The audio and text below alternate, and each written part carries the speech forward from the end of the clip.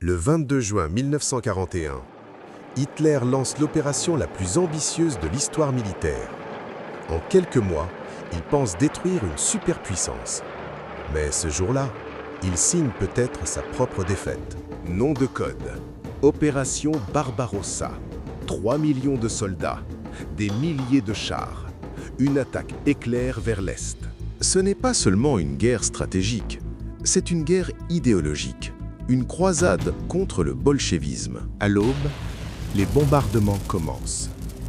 La frontière soviétique s'effondre. Les premières semaines sont foudroyantes. Des centaines de milliers de prisonniers soviétiques, la Wehrmacht semble invincible. À Berlin, on parle déjà de victoire, avant l'hiver. Mais la Russie est immense. Les lignes d'approvisionnement s'allongent, le carburant manque. L'industrie soviétique est déplacée au-delà de l'Oural. La production continue. À l'automne 1941, Moscou est en vue. Puis l'hiver arrive. Brutal, implacable. Les moteurs gèlent. Les armes se bloquent, les uniformes ne suffisent pas.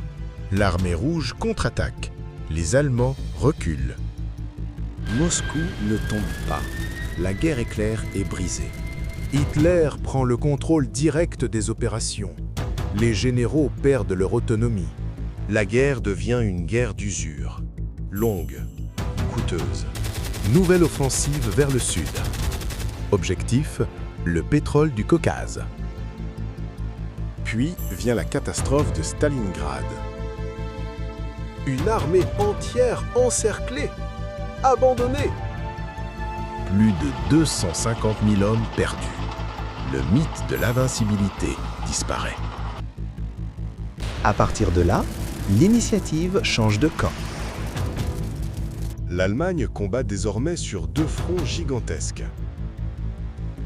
L'économie s'effondre, les ressources manquent. La victoire devient mathématiquement impossible.